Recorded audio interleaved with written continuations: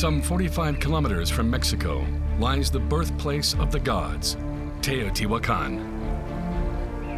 Erected in the 1st century AD, it was as heavily populated as Athens. Its 65-meter Pyramid of the Sun is the 2nd largest in the world after the Great Pyramid of Giza, built using only man's muscle power. All of Teotihuacan was created without any metal, which is amazing because that includes everything from the construction equipment. So it wasn't the technology, it was the people that created Teotihuacan. Of all Mesoamerican cities, Teotihuacan is the most mysterious. It was the stage of thousands of human sacrifices. Its unique construction is the work of builders whose identity remains unknown. They were like Martians. I mean, they pulled in people into this highly organized city on a grid system. This was like nothing before. An enigma, the key of which may lie deeply buried in a 102-meter-long tunnel beneath the Pyramid of the Feathered Serpent. My theory is that for a period of time, the end of the tunnel was used to store the remains of someone specific, someone with a lot of power, most likely a first-era leader of Teotihuacan. Archaeologists have recently made local discoveries that reveal the secrets behind the construction of history's very first pre-Columbian megalopolis.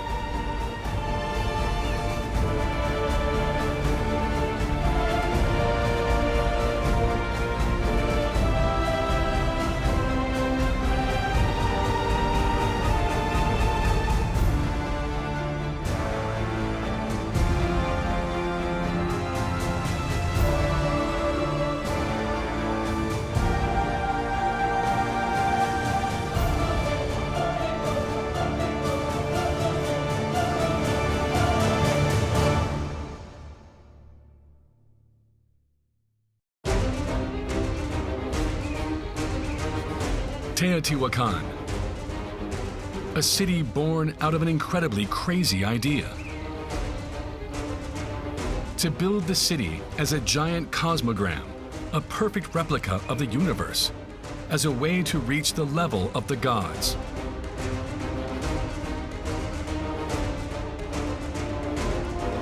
Following a perfectly orthogonal layout, the city is divided into 4 quadrants, separated by 2 avenues, oriented by the 4 cardinal points.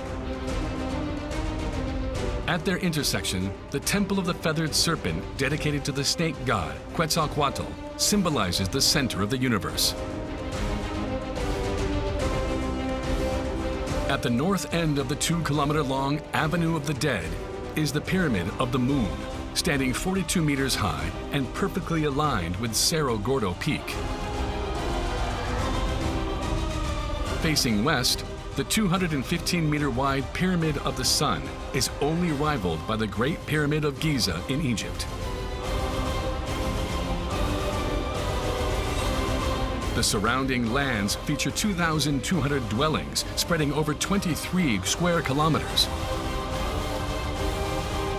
A gigantic city that reached 200,000 inhabitants in its heyday, and which took 5 centuries to complete. Teotihuacan was an impressive city, one of the 5 largest cities in the whole world back then. It's really not just the city, it's a landscape. It's so massive that the imprint of the ancient city still is making thousands and millions of people from all over the world come to visit it. That's how successful they were as far as creating a convincing template that attracted that number of people. The city became a hotspot for worshippers, thanks to its many lavish ceremonies, much like on this night in 350 AD. From the Avenue of the Dead, tens of thousands of pilgrims marched toward the Pyramid of the Moon. At its peak, and with their hands tied, men awaited in fear. Coming from all 4 corners of Central America, They were diplomats, warriors, or merchants. All well-born individuals whose sacrifice was expected to please the gods and consecrate the imposing monument.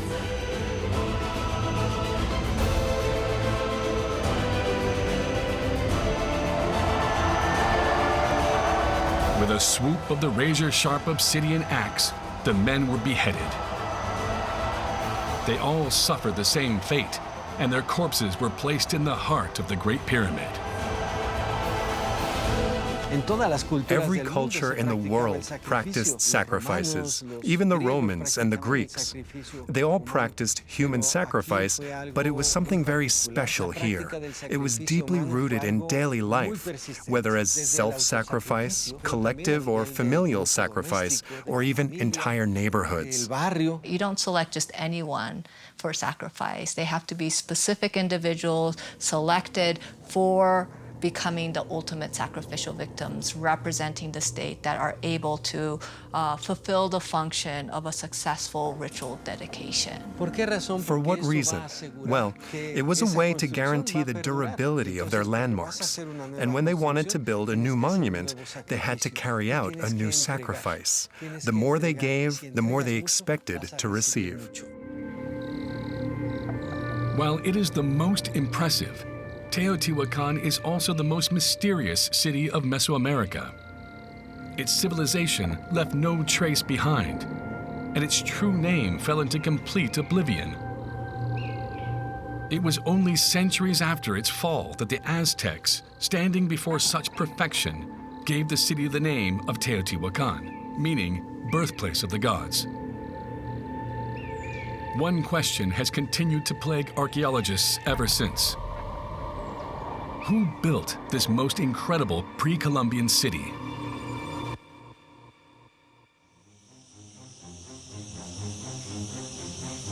In the 1st century BC, at an altitude of 2,275 meters, men and women from northern Mexico crossed the semi-arid highlands in search of a place to settle.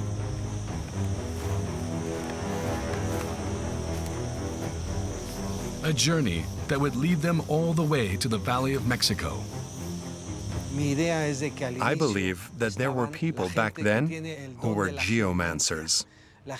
Geomancy is a little-known gift. Those who have it are able to determine where a city should be founded. And they moved into the Valley of Mexico, which is a rich, rich valley. And because of the richness of the soils and so on, they were able to pull people together physically and still support them. An abundance that would draw an ever-increasing number of migrants to Teotihuacan in just a few decades. There were between 15 and 20,000 inhabitants, which was already a large colony for that time. And those men and women needed to be fed. So they obviously had to figure out a way to increase the yield of their crops. A soaring population that pushed city leaders to rethink traditional agricultural practices. A food shortage would have clearly been fatal to the young city. To increase food production, they came up with an ingenious system of irrigation.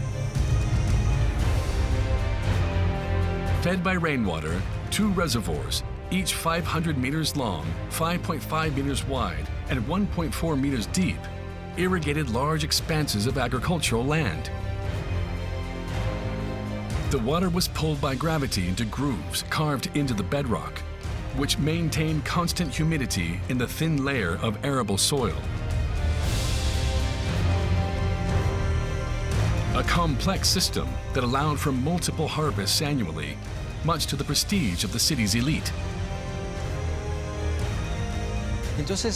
It's highly likely that the group that oversaw the planning and construction of the system started to gain more and more power. The political authority of Teotihuacan is very well contested, right? Some people say that it was a type of collaborative rulership, and some say no, it was a very traditional autocratic rulership, which one ruler that resided over the city itself.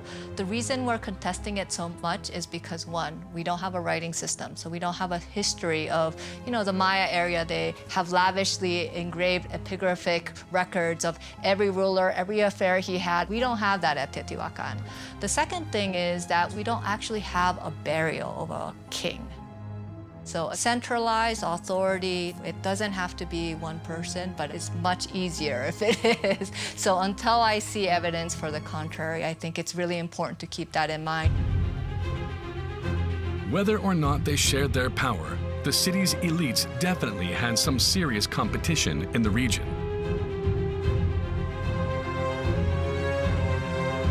The south was home to the Zapotec Empire and the impressive city of Monte Alban. To the east was the powerful Maya civilization and its monumental cities of Nakbe and Calakmul. And just a day away on foot to the southwest was Cuicuilco, the largest urban center in the Valley of Mexico at the time. And all of these cities were home to monumental pyramids. Religion played a fundamental role in the creation of the world for the ancient people of Mesoamerica. There's not a single city that wasn't built around a temple. It was a central, cohesive element. Pyramids are really artificial mountains. They are able to bring to life, it's not just a mountain, but it's the mountain where the ancestor spirits are living. That's how you communicate with your ancestors. It's about being able to connect with the community and the gods and the whole ecological order by building these mountains. Teotihuacan didn't simply want to rival its powerful neighbors. It wanted to dominate them. To that end, builders needed to devise a city unlike any other and make Teotihuacan the beacon of a new era.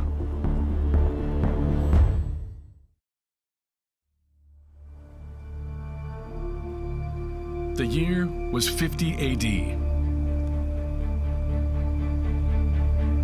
The future city began to take shape around an immense road that was 2 kilometers long and 70 meters wide, the Avenue of the Dead. This central axis then branched into a network of perfectly perpendicular streets and alleyways. A city grid that foreshadowed large modern metropolises like New York City or Beijing.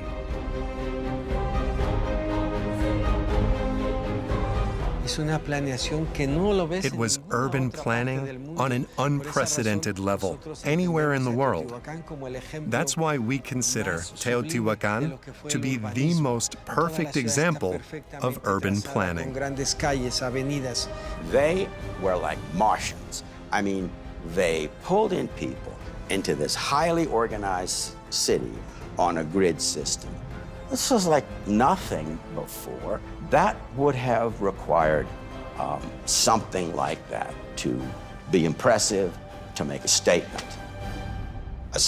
of power.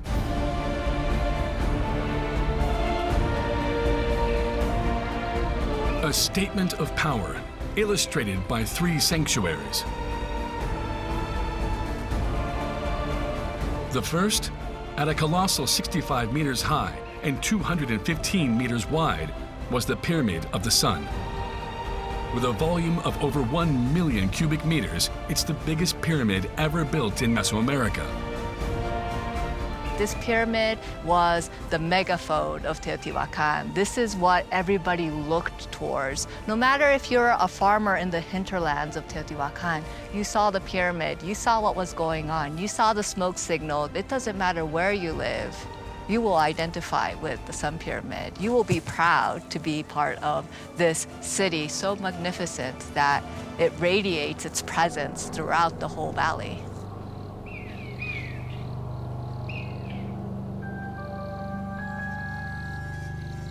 a pyramid dedicated to the most sacred star of Mesoamerica, the sun. The structure was precisely oriented 15.5 degrees east of astronomical north. The western wall is perfectly aligned with the setting sun on August 12th, which marks the beginning of the dry season, and on April 29th, which marks the beginning of the rainy season. They were sky watchers. They were scientists and astrologers that interpreted the sun, predicted eclipses, understood the Venus cycle.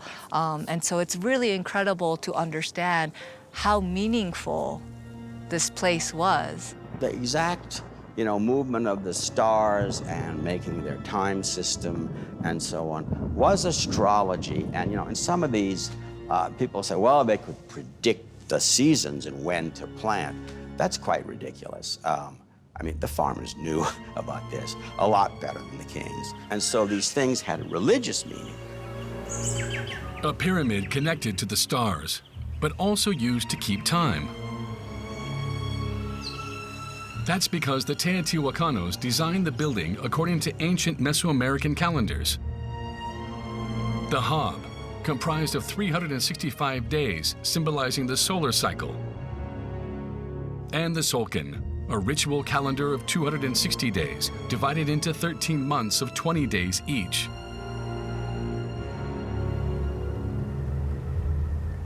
A complex calendar system, which thanks to a recent discovery, has also been tied to the unit of measurement used by Teotihuacano architects, the TMU. A standard length of 83 centimeters, corresponding roughly to the distance between a human's fingertips and their heart. What's fascinating about this measurement unit is that they actually tell us a little bit about how they were able to materialize what they saw into the sky and how they interpret that physically into the walls, the rooms. Therefore, the 215-meter width of the Pyramid of the Sun corresponds to 260 TMUs, the exact number of days on the ritual calendar. The pyramid was surrounded by a 34-meter wide platform, bringing its depth to 431 meters, or 520 Teotihuacan measurement units, twice the symbolic number of 260. When I say the Teotihuacanos were ingenious engineers, I'm not kidding. They really were able to not only kind of make it look nice, it actually really made you embody the cosmos by just walking through the city itself. What a better way to experience Teotihuacan than embodying their understanding of the whole world works through experience. But beyond symbolism, the architects needed to figure out how to erect such a massive monument. To do so, they relied on an unexpected ally. Popocatépetl, a volcano located 100 kilometers to the south of Teotihuacan, which had been forming the foundation of the Valley of Mexico for thousands of years. An almost inexhaustible supply of volcanic rock was extracted by workers from dozens of underground quarries all around the city. They quarry specifically this type of basalt, which is locally called tessontle. And this tessontle has a lot of pores, so it's very lightweight, and you can shape it very easily. So it's easier to carry you want to build buildings. That's why they preferred this type of rocks. But they were not available on the surface. They had to dig below the tepetate layer. This is volcanic tuff, and this is very soft. As you see here, you can destroy it very easily. And they crushed tepetate to make a base of the floor. In total, some 715,000 cubic meters of this rock was extracted from the earth to build the entire city of Teotihuacan. The material was then carried by men on their backs for hundreds of meters. That's because pre-Columbian civilizations never domesticated animals to help them carry heavy loads. They compensated for the lack of pack animals with an efficient use of manpower. The people were the labor force, and they were very effectively put to work in a well-organized way in order to be productive. That's one of the characteristics of Mesoamerican societies. The rulers of the city knew they had an abundant supply of workers. The population of Teotihuacan and its surroundings was already at 80,000 inhabitants. Men from each family were selected to be part of the workforce. Religion played a very important role in controlling the people and the workforce. That's something that had never been seen before. It's very different from slavery, capitalism, or feudalism. Here, you could own tools and land, but they controlled the power of your labor. During the dry season, tens of thousands of builders worked tirelessly on the enormous construction of the pyramid. Such a massive structure could have very well crumbled beneath its own weight. To prevent that from happening, a mound-shaped wall was built around the pyramid. The interior of the structure was supported with a grid of cells made of adobe bricks, a mix of straw and clay. The holes were then filled with dirt and rocks. A process that was repeated layer after layer, all the way to the top. This honeycomb structure allowed the building to withstand the heavy weight of the filling within the pyramid. Construction cells, they were not invented at Teotihuacan, but in Puebla. And the reason why that technique was developed or invented is unknown, but I suspect that around 50 to 70, there was a huge volcanic eruption of Popocatépetl. And I assume there was a huge earthquake. And it is possible that many structures were destroyed. Then those people possibly experimented using different techniques and then finally invented the technique of construction cells. So to keep those pyramids stable, Teotihuacan people emulated or imitated those techniques.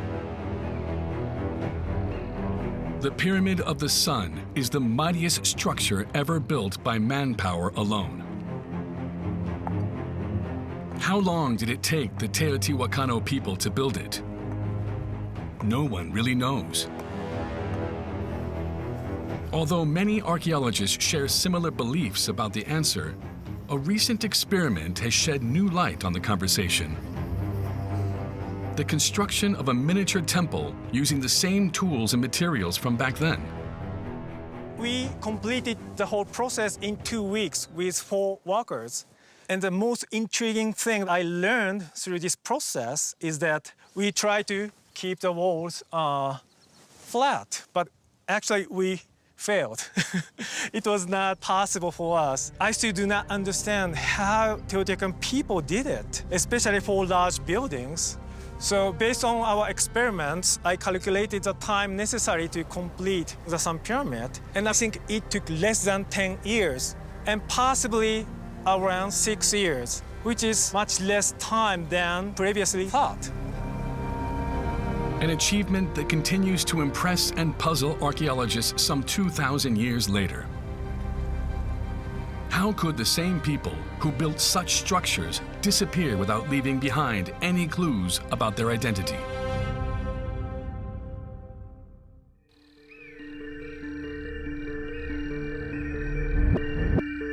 South of the Avenue of the Dead, beneath the Pyramid of the Feathered Serpent, is the second main sanctuary in Teotihuacan. 15 meters below the surface, a mysterious tunnel that was discovered in 2003 could unravel the mystery. Entirely carved out with rudimentary tools, this man-made cavity is covered in a thin layer of mud and follows an east to west orientation. The tunnel stretches over 102 meters.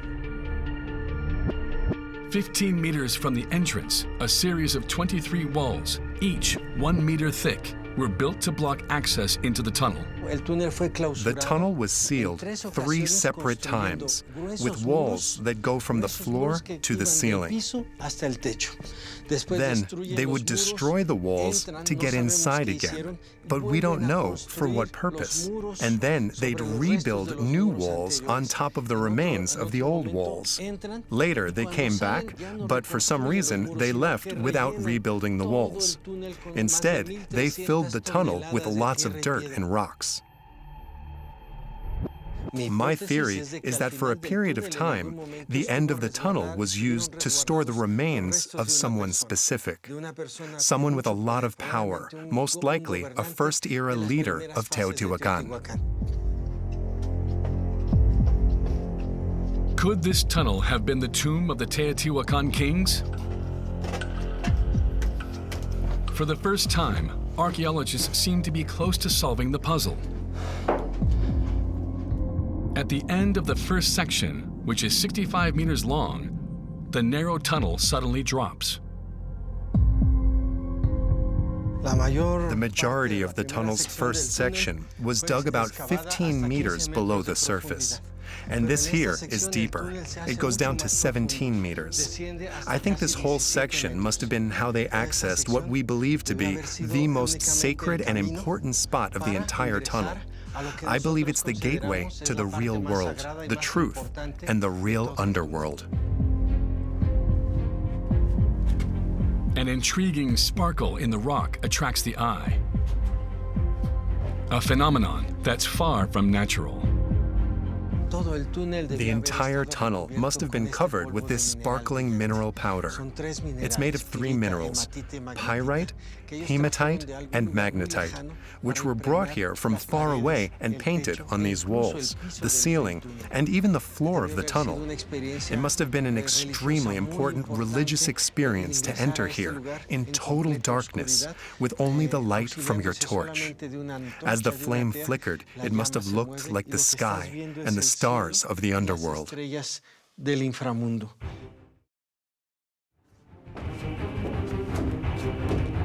At the end of the tunnel, 3 chambers facing east, south, and north form a cross,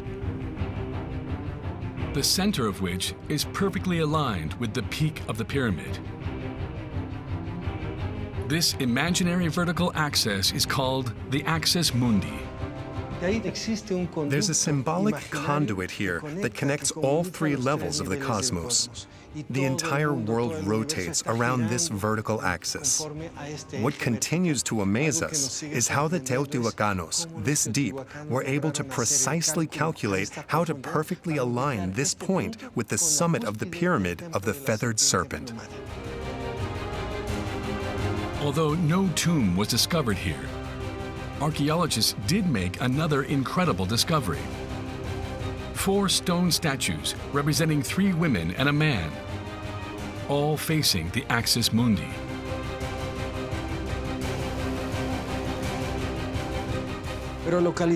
We discovered the remains of another sculpture, much larger than the 4 others. It appears to have been a male figure.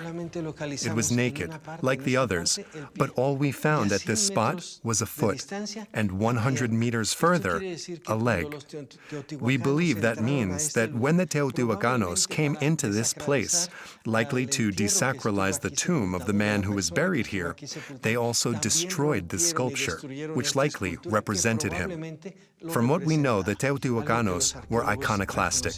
They destroyed the symbols of power associated with a person at the time of their death. Sacred rituals must have been carried out here. Rituals like this king's ceremonial burial. A man whose influence spanned far beyond the city's borders. When the funeral ceremony took place, the entire Mesoamerican world sent gifts, presents to accompany the dead king that was buried here. It must have been a very important event that affected the entire Mesoamerican world. Although the name of this king has forever been forgotten, the tens of thousands of offerings left in the tunnel could provide important insights into the Teotihuacan civilization. They include objects made of jade or amber, as well as finely carved shells, many of which share something in common. They're all from Maya civilization. There is nothing specific to Teotihuacan here. Everything is 100% Maya. We've been able to decode them thanks to similar artifacts found on Maya sites that are much older than Teotihuacan. This glyph is very important. It means Ahau, and Ahau means king. It's most likely connected to the structure of power in Teotihuacan. That's why I think that the Mayas greatly contributed to the creation of the ideology, the magical thinking, and the religious identity of Teotihuacan. The Teotihuacanos didn't create any myths. They just borrowed the myths of the ancient Mayas. And then they presented themselves as the creators and the masters of the world. But in reality, all the origins of this is Maya.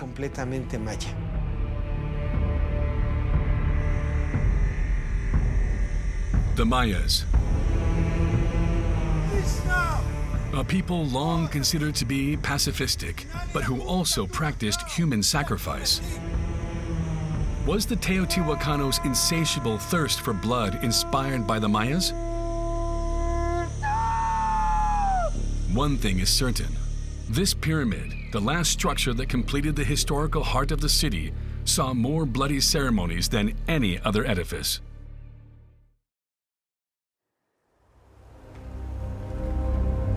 Located at the far north of the Avenue of the Dead, surrounded by 14 other pyramid structures, lies the city's third key religious sanctuary, the Pyramid of the Moon. 46 meters high, 149 meters wide, and 168 meters deep, it is built on multiple levels connected by monumental staircases. It has been heavily explored since the first Central American expeditions, and 345 meters of tunnels have been dug here in hopes of unraveling its secrets. The excavations revealed incredible discoveries. The Moon Pyramid was constructed over a sequence of time. So imagine an onion. It started off as a small dirt mound, and then they built over and over until it became larger and larger. And so we know from doing tunnel excavations at the core of the pyramid that there were 7 building phases. The first pyramid, which is only 23 meters wide, was designed to support the second, and the second supported the third. This system allowed to limit the amount of backfill needed for each step. In total, 7 pyramids were built over 3 centuries at the northern limit of the Avenue of the Dead. One of the most important kind of dimensions of the city was the front of the Moon Pyramid itself. It always had to start from that point because this point to, for example, the end of the Avenue of the Dead was a certain number of measurement units. And so that's why they decided that they always have to have the pyramid start from this section. The Avenue of the Dead is 2,156 meters in length, which corresponds to 2,600 Teotihuacan measurement units, meaning 10 times the number of days on the ritual calendar. Striving to preserve the exact length of the Avenue of the Dead, the Teotihuacanos gave the Pyramid of the Moon a very particular shape. Originally, it was a kind of mound that grew 3 times. When they build the 4th construction pyramid, it becomes much larger. It becomes what we know as a monumental scale, right? So when they decided to add an adosada structure, that's an annexed platform on top of the main body of the pyramid, they decide to cut the edges of the smaller mound and then build another main pyramid behind it because that front had to be maintained. So they're building over from the front into the back.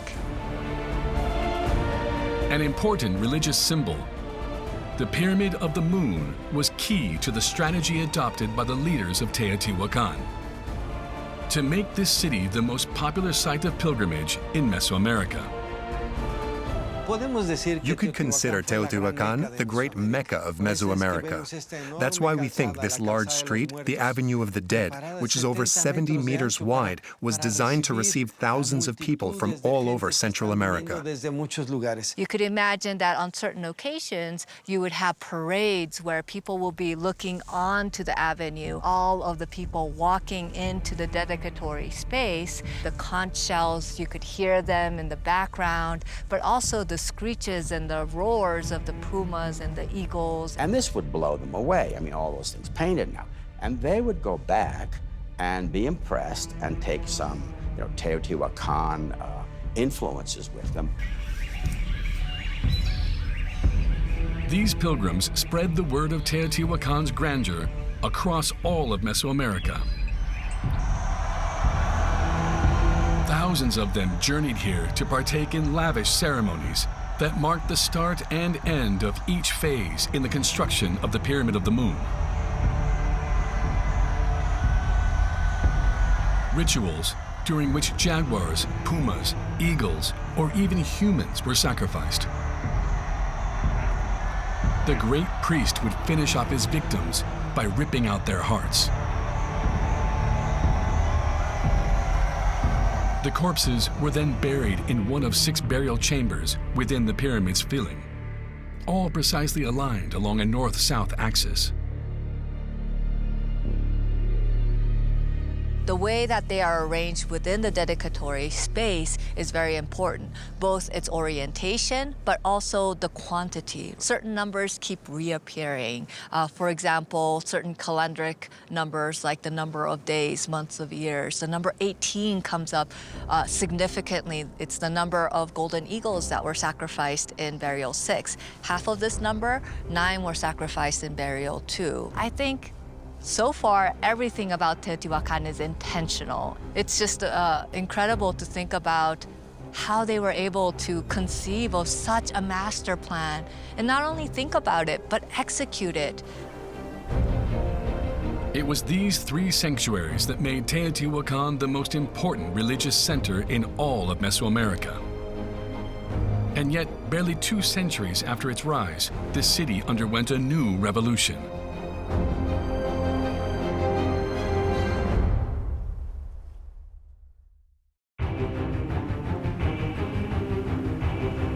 In 200 AD, Teotihuacan counted over 150,000 inhabitants, making it the most populated city in Mesoamerica.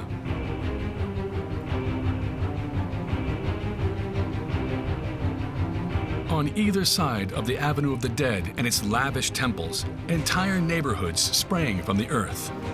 These residential complexes, much like the Great Pyramids, were subject to very strict rules of construction.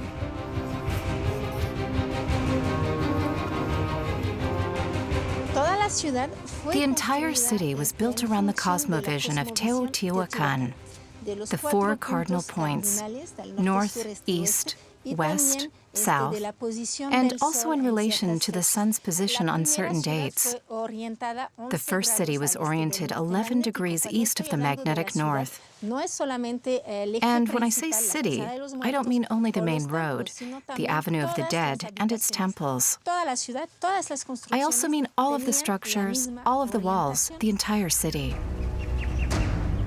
Tens of thousands of dwellings that the new king wanted to tear down as the ruler wanted to impose a radical change to the city's interpretation of cosmogony. Reorient the city 15.5 degrees east of magnetic north. A change that would lead to a large part of the city being destroyed and rebuilt to fit the new layout.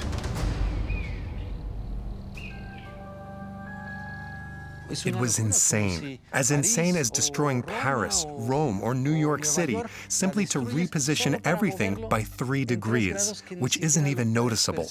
This is a tremendous amount of planning, engineering, and infrastructure to get it right. Remember, they didn't have the total stations we have today to make sure that alignment is completely accurate. And the people residing in these locations didn't just squat down. And so it's amazing to think about as far as what it took to convince the already settled people to reorient, because it's not just reorienting a building, it's reorienting the way that you walk, the way that you have access in and out to the city center and in, right? Getting your way to the marketplace. It orients your daily life in a very fundamental way. How could one king, as powerful as he may have been, impose such a radical change upon his people? The answer lies perhaps within the structure of the living quarters itself, an iconic part of the city.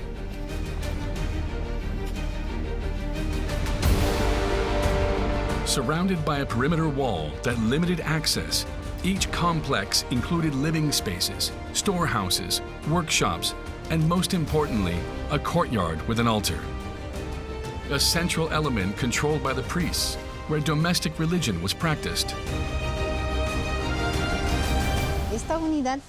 The priests controlled the production of all objects made in this space. They distributed the raw materials and collected many of the finished products, which then they offered to the city's elites. The weight of the local religion was felt on every level. It was everywhere, whether you were at home or in the biggest temples. It was one of the ways that the elite controlled the broader population. Like the Great Pyramids, the entire city was painted in red pigment extracted from a stone, hematite. In the luxury dwellings reserved for the elite, walls were decorated with ornate frescoes of scenes strictly controlled by the state.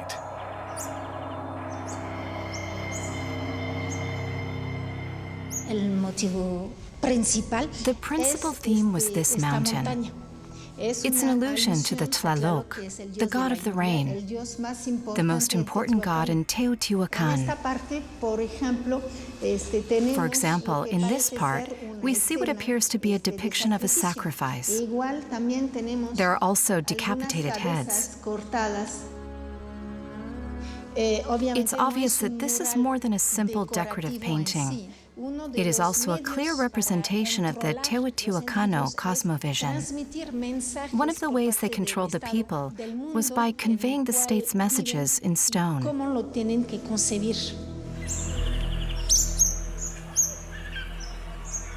2,200 living quarters spread across 23 square kilometers and overtook land that had once been used for farming. To continue to grow their city, the leaders of Teotihuacan made what could be considered a surprising decision. Around 150 AD, they closed all of the hydraulics, which required great effort, and they stopped cultivating their own food. Why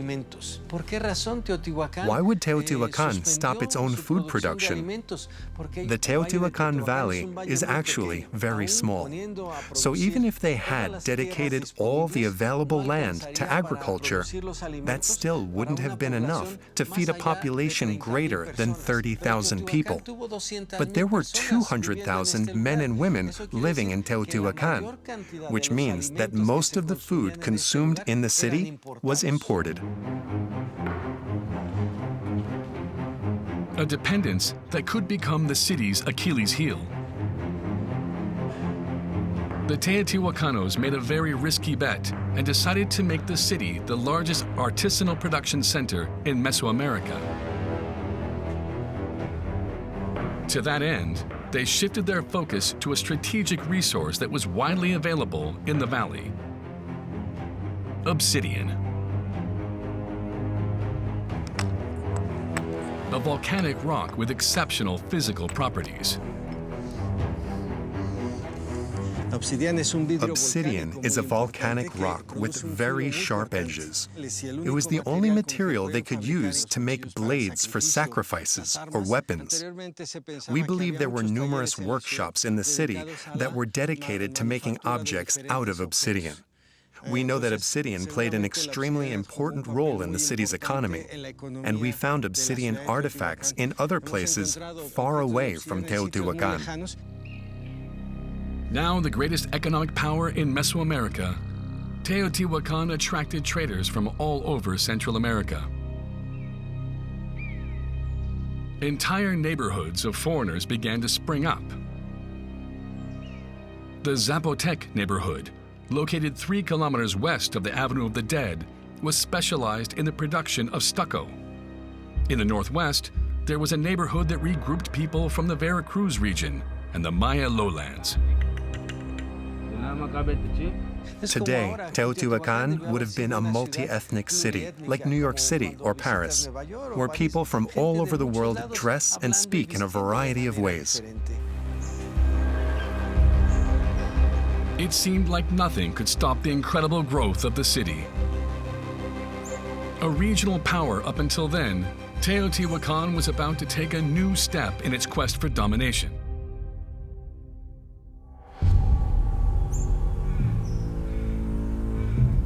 The year was 200 AD. In the Valley of Mexico, Tlaxcala and Cuilco, Teotihuacan's biggest competitors, started to crumble. No one really knows why. And yet, at the same time, construction on a new pyramid in Teotihuacan seemed to mark the end of a battle, of which the city emerged victorious. When the construction of the Pyramid of the Feathered Serpent was set to begin, a massive sacrifice of 260 people took place. It's possible that they were prisoners of war or rival leaders who were brought here and sacrificed. They were placed at the base of the structure, hands tied behind their backs. They were all taller than average. They all had weapons and were adorned with warrior symbols.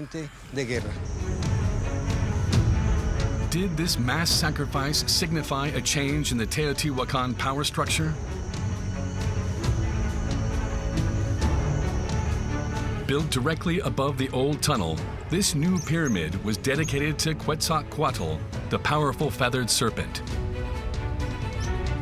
Feathered serpent brings this emblem of time and the creation of new time on its back. And the way that this was materialized is by embedding a whole military army within the nucleus of the structure where this feathered serpent is meandering on its frontal facade, right? So it's a very powerful message that reflects the arrival of new rulership. A new sovereign had thus taken control of the city. An authoritarian leader whose goal was to make Teotihuacan the first empire of Mesoamerica. The new pyramid was meant to surpass everything that had been previously built.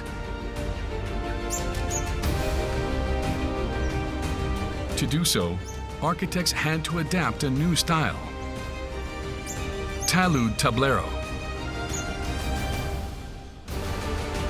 This style uses an inward sloping wall, the talud, to support a vertical slab that's perpendicular to the ground, called the tablero. This technique created significant areas of ornate facades that further served the state's propaganda. The Feathered Serpent Pyramid was very innovative at that time period because of the integration of three-dimensional sculptures with a building. Originally, those sculptures were painted with a lot of different colors, including green, white, black, and also yellow. Usually, Mesoamerican pyramids were painted in just one color. So I can imagine that those viewers were impressed, highly impressed, because they had not seen the same thing before. We think that those Teotihuacan elites wanted to impress people by inventing something new, which is associated with the new order established with the building of this pyramid. Carved out of heavy blocks of andesite, the sculptures seem to float on the sides of the building, an illusory effect created by an ingenious system. In order to integrate three-dimensional sculpture into the building, they invented a new technology called tenon sculpture.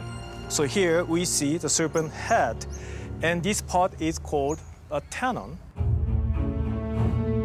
In order to suspend the heavy rock, a cantilever on one end of the stone is slid into a hole in the side of the facade.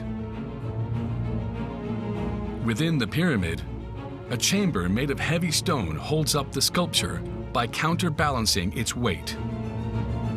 So that sculpture does not fall. This was unique in Mesoamerica, and we don't see the same technology before and after Teotihuacan. Previously conducted in a highly intimate setting within the tunnel, the rituals for the transmission of power now took place in public. To that end, the Pyramid of the Feathered Serpent was incorporated into an architectural complex of over 160,000 square meters, designed as an enormous stage, La Cittadella. Surrounded by a 9-meter-high platform, this closed, watertight space was made to carry out an incredible spectacle at the arrival of the rainy season. The myth we're told about ancient times, which no one can remember, was that there was only water, only the sea at first. Thanks to divine intervention, a sacred mountain rose up from the sea. That moment marked the start of the calendar and the passing of time. We have proof that the Teotihuacanos flooded the square. It was their way of representing the primitive sea from which the sacred mountain had arisen. More than just a city, Teotihuacan now embodied a myth, the original place where the universe was created. Its influence stretched far and wide, from the Maya lands in the south to the northernmost limits of the Mexican territory. An empire, the size of which would forever remain unmatched in Mesoamerica. Everyone thought Teotihuacan had become the supreme city. The square was huge. According to our calculations, around 100,000 people must have participated in the rituals. We think it wasn't simply a ritual to mark the passing of power among leaders in Teotihuacan. It might have also been used by other governments and perhaps even Maya kings, who came here when it was their turn to be anointed. Ruler of Copan pilgrimed to Teotihuacan to become enthroned as king of Copan. Kinishashkukmo was at Teotihuacan and went back and became the ruler of Copan. So it was an important voyage, a religious voyage, to create your identity as the ruler himself. In 5 centuries, Teotihuacan had in turns become a popular pilgrimage site, then the biggest city in Mesoamerica, and finally an empire. A city built by hundreds of thousands of men from all over Central America, all convinced they were carrying out the work of the gods.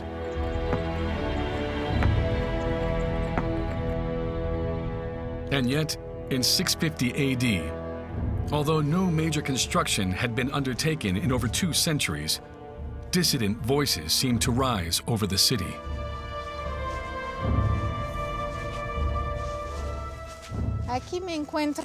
Here we're standing at the intersection of multiple streets. You can see the sides of various residential complexes. Suddenly, the roads were made narrower, and surveillance buildings were put into place to control who could access the various complexes. It seemed like the elite were trying so hard to control the lower-class people that the latter probably began to rebel.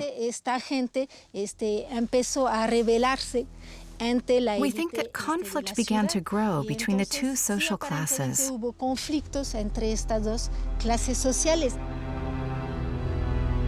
The repressive measures provoked the anger of the Teotihuacanos. A wave of violence started to spread in the city streets.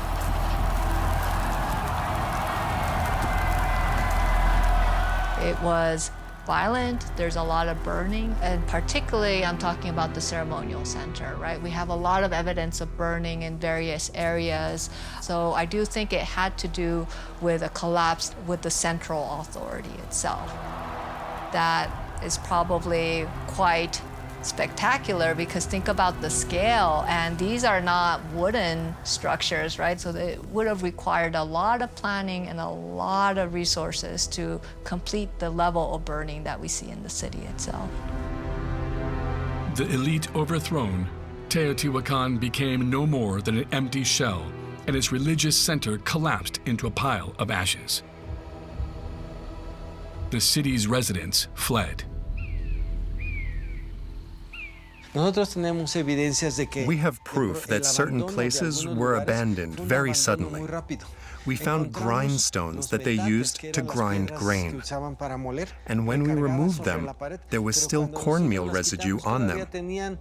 The people must have fled quickly, leaving behind anything heavy, taking with them only what they could carry.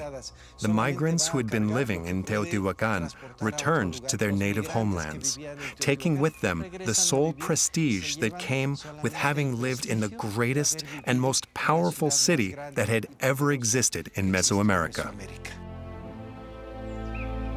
Deserted, Teotihuacan fell into oblivion for centuries. But this incredible city has not finished telling its story. Rediscovered by the Aztecs in the 13th century, it's become a place that touches anyone lucky enough to visit its great pyramids. After all, Teotihuacan is the birthplace of the gods.